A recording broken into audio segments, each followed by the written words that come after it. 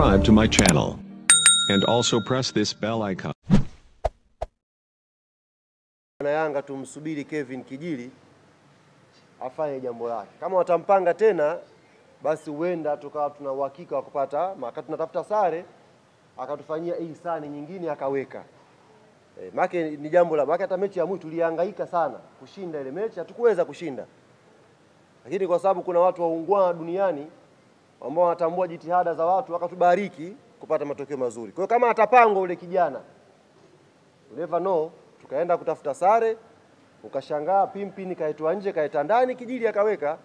Kwa hiyo tunasubiri ihsani ikitokea kama hiyo tutaikataa, tutaipokea. Ila si jambo jepesi kuwafunga Simba.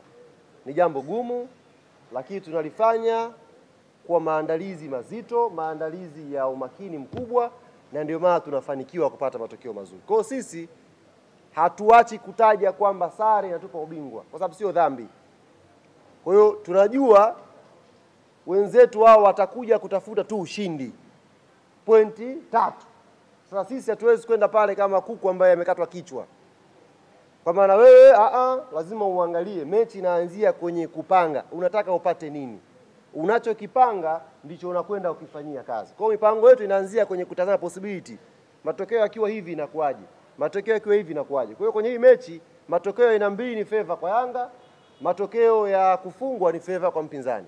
Kwa hiyo sisi tunajani ya mioyo yetu, sisi kama Young African Sports Club, kwa dhati kabisa tunafahamu ukubwa, tunafahamu ugumu, na tunafahamu umuhimu wa mchezo wa siku ya Jumatano.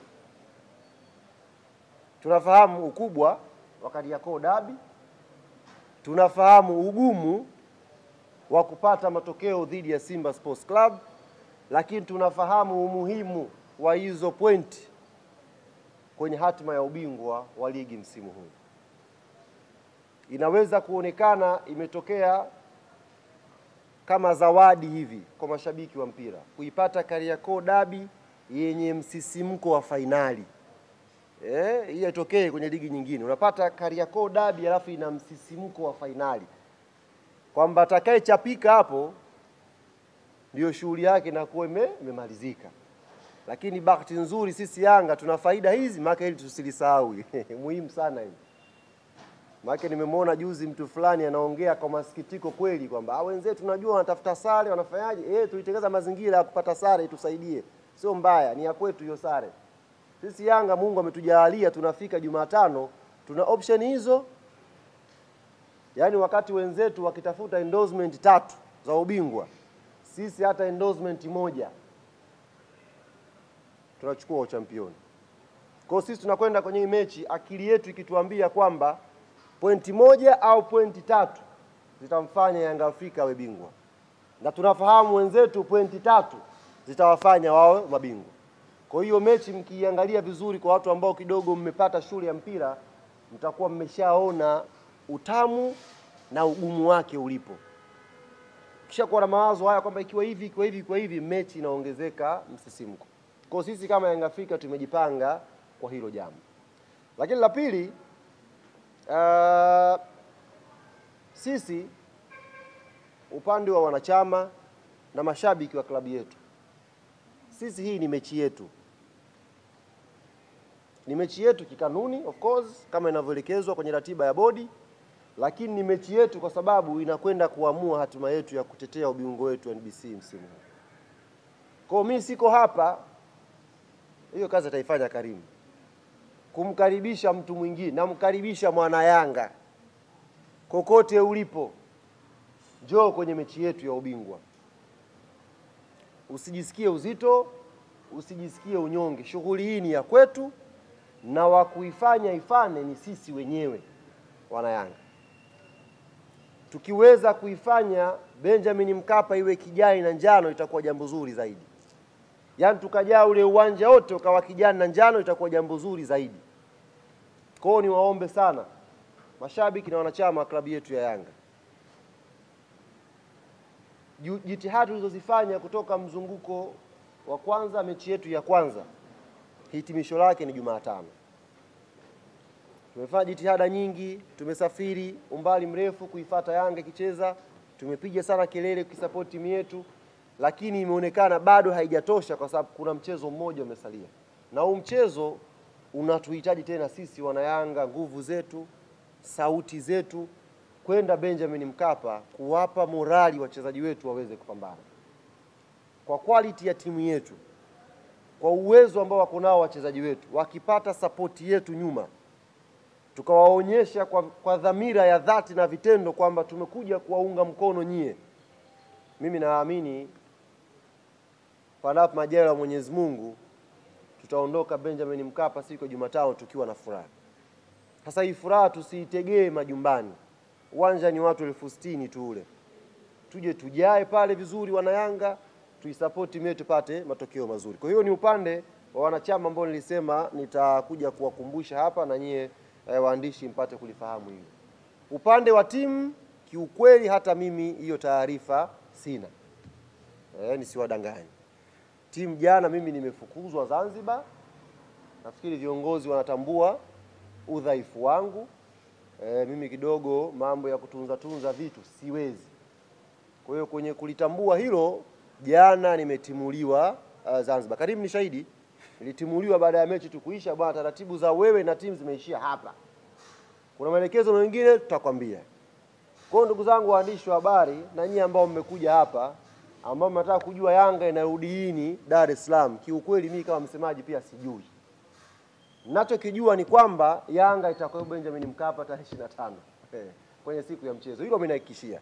Taratibu nyingine watafanya hapa mazoezi, watarudi lini, warudi na nini, kiukweli mwenyewe nimefichwa. Sijui chochote kile. Wacho nahakikishia kwamba kawaambie waandishi, kawaambie na wanachama tarehe 25 Yanga itakuwa wapi? Benjamin Mkapa. Karibu nimaliza. Kama kuna swali, maswali matatu kwa Ally Kamwe na tutaomba nenda moja kwa moja uwanjani. Utaratibu wa kawaida wa kuingia utautumia. Geti lolote, jukwaa lolokata, kapanchi mlangoni, ingia ndani. Utaratibu wa pili ni kwa yule ambaye alikata tiketi. Sasa kwa sababu zake yeye akapoteza hiyo tiketi. Maana tunadili pia na watu ambao hawawezi kutunza vitu. Wewe ambaye ulipoteza tiketi ya machinani, yani ile kadi, ulishindwa kuitunza. Huna pochi, huna kabati, huna lolote. Bahati mbaya ukaipoteza ile kadi. Sasa wewe ndio utaratibu wa swap unakuhusu. Nieleweke vizuri hapa. Yaani ambaye amepoteza, yani huna hiyo kadi, lakini unakumbuka ulikata. Isitokee watu wakata usumbufu pale. Unayojua hujakata, haumo, unakwenda kushupaza mishipa ya shingo na mimi nilipoteza. Utaratibu huu tofauti mwingine kwa wasumbufu. Bodi muutafute, unashauri. Mtu akijua ana uhakika, yani kwamba wewe kadi ulikuwa hujakata, maana unajua mlango tuliofungua au sasa watakuja watu pale kusumbua tu mfumo. Mimi nilikata. Nitafute humo 07 uwe na uhakika nayo. Ili usitupe mlongo mrefu na watu wakashindwa kufanya shughuli nyingine. Kwa hiyo ambao ulipoteza kadi, vituo vimetajwa vya kwenda, na siku ya mchezo jinsi gani NCAD na bodi ya ligi wanawajali mashabiki wetu, mmepewa mpaka siku ya mchezo pia utaratibu geti A na geti B, si ndio? Yale mageti muende pale mtakuta deski maalum. Mwisho kabisa. Unajua deski maalum kama ushaenda kituo cha polisi kama mimi. Kuna dawati pale maalum la ustawi. Yaani kuna watu maalum. Ndio wewe ambao umepoteza kadi. Bwana mmempa heshima huyu mtu. Yaani kadi umepoteza na umepewa deski maalum. Bodi ya ligi itupe nini tena? Mbona natupenda namna hii jamani? Taratibu mzuri. Yaani kadi ukutunza mwenyewe, lakini siku ya mechi umewekewa geti dawati maalum. Na geti maalum ukifika pale unatoa taarifa zako, bwana mimi nilisajili kwa namba hii na hii, kadi yangu imepotea, wanaingia kwenye system wanaangalia wewe Almasi nani, unapewa cha kwako. Unaingia ndani. Kwa hiyo hakuna ambaye alikata tiketi Machi 8 akaikosa hiyo burudani kwa sababu za bodi au NCAD au timu mwenyeji. Ziwe sababu zako wewe mwenyewe. Lakini kama tiketi ulikata, NCAD, bodi ya ligi, timu mwenyeji, tumehakikisha tunakuhudumia ipasavyo uweze kuingia kupata hiyo burudani. Kwa hiyo nikasema nilipitie kidogo hapo niweke msisitizo na mimi. Watu wasije wakachanganya. Kwa mimi nilikuwa na kadi yangu na wewe ukaamka tena ukaenda makao makuu na kadi unayo. Wewe kama una kadi tukutane uwanjani. Kama kadi ilipotea ndio uende kwenye taratibu za kuswap. Hii swap ni kizungu. Kiswahili chake nini? Kuchanja eh? Kuchanja eti? Swap ni kubadilishana. Ni kubadili ya mwanzo kwenda, nikasema kuchanja huyu. Hello. Sawa, bado tutamaliza utaratibu wa kuswapu. Tuje sasa kwenye ujumbe wetu sisi kama Young Africa.